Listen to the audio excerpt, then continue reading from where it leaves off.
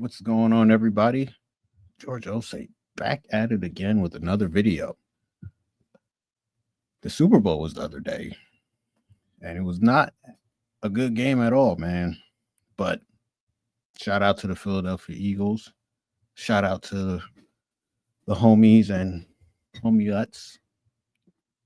And shout out to the homies in Philly. Shout out to my boos in Philly. And this video is not going to be about sports recap. This video is going to be about that pesky halftime performance by my guy Kendrick Lamar, K. Dot. I'm a big Kendrick fan, and everything he does is it's meant to be artistic. I've seen mixed feelings about his performance.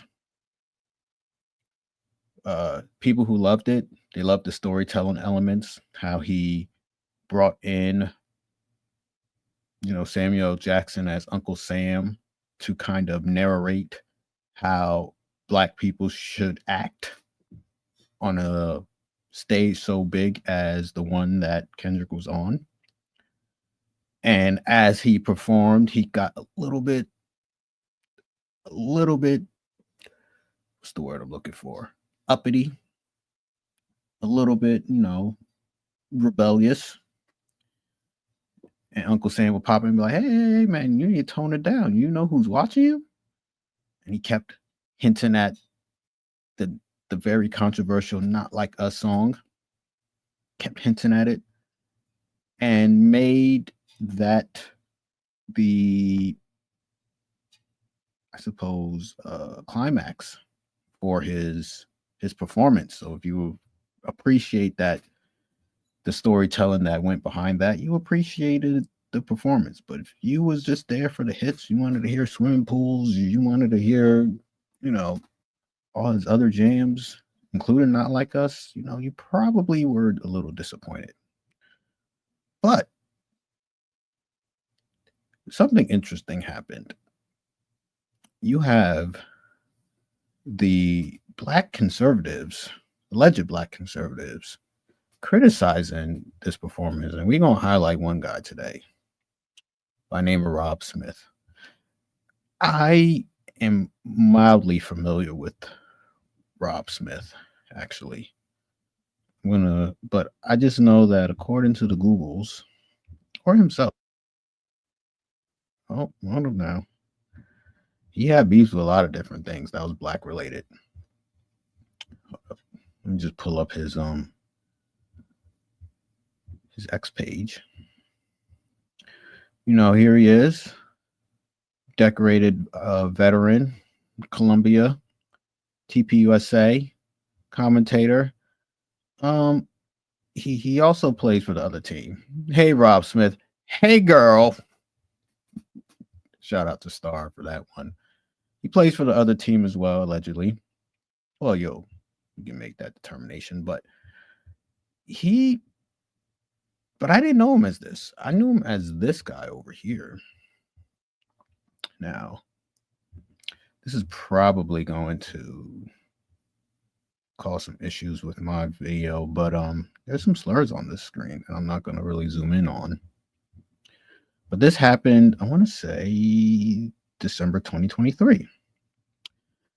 He writes, last night in Phoenix, I was confronted and surrounded by some white supremacists that don't like the gays or the Blacks in the Republican Party. We're going to put a pin in that, pause. They shouted out all the slurs at him. And he's like, but I served in Iraq. I've never backed down. Now let's look at this video here. All right, here we go. I got some fans here. I got some fans. Oh my God, look at that. I got some fans. Wait a minute. Gay sex. Yes, Nick Fuentes loves gay sex. No. Pause. But yeah. So he gets heckled here, and that's who I knew him as. Then he claimed he was leaving the Republican Party. He went on CNN and everything. Y'all got to see what he did on CNN. Hold on, bro. Can I find him? What he did on CNN? I gotta see this dude on CNN. Grifton. We got this. Look at this hair. Look at his hair too. What is that? What is on his head? Pause. And these white supremacists absolutely do exist in this party. We all saw me face them from face to face. I'm looking at soulless, dead-eyed white supremacists that, by the way, I felt that these people could have bashed my brains in had they gotten the chance. During a Thank you, Reese Waters. Yeah, that's all we're gonna play. But he felt like they were gonna bash his head in. These white supremacists upset that he is part of the Republican Party. So you think he'll be an advocate for the black plight? You would think that, but no. No, sirree, Bob. Here's his thoughts on the Black National Anthem. There is no Black National Anthem. There is no white national anthem. There's only one national anthem. Let's hear this guy talk. Anthem. There is no white national anthem. There is only the national anthem, which is the Star Spangled Banner, which is the national anthem for all Americans, no matter whether you're black, white, Asian, Latino, or anything else in between. Notice that he's leaving out the rainbow community that he's obviously a part of. Lift every voice and sing, which nigga ain't got no undershirt on. And that hair, like, is he Dominican? Just quote unquote the Black National Anthem being performed at the Super Bowl is wrong. It should not continue. And by the way, this is not something that is a long-standing American tradition. Lift every got a cut in right there. He is not being honest here. The quote unquote Black National Anthem actually has a lot of historical precedents, considering it was created in the black churches. Now, what would a banana smuggler know about being in church is probably why he doesn't remember these things, which is cool. We're here to educate here. But it was created because of something called segregation, where the white society purposely separated themselves from the blacks. And the blacks was like, all right, cool. We'll just do our own thing. And that is where you get the Black National Anthem from. Now, do I like the Black National Anthem? I do not. I do not. It's quite sad. It's not heroic. Well, it's not uplifting. Even though it says lift every voice and sing, it's not. It's cotton picking music, to be blunt with you. Like, I feel like I am on a plantation when I hear that song. Maybe it's the PTSD from public schooling. I don't know. But regardless of how terrible that song is, it does have historical precedence because of something called segregation, where they purposely omitted black people from society, and they went and created their own society, their own culture, their own thing, and slowly the whites were stealing it. I can't believe it. But it started in the churches, which is supposed to be a conservative safe haven. But when you're a banana smuggler, what would you know about church? Let's continue. Every voice and sing being performed at the Super Bowl only started in 2021 during the height of the BLM era. So we need to. Yes. Oh, you can't see this dude. But yes, he's bringing up why they brought the lift every voice and sing during the Summer of Love and the patronization of the black community by saying, hey, we care about y'all, so we're going to remind you about when we separate y'all from society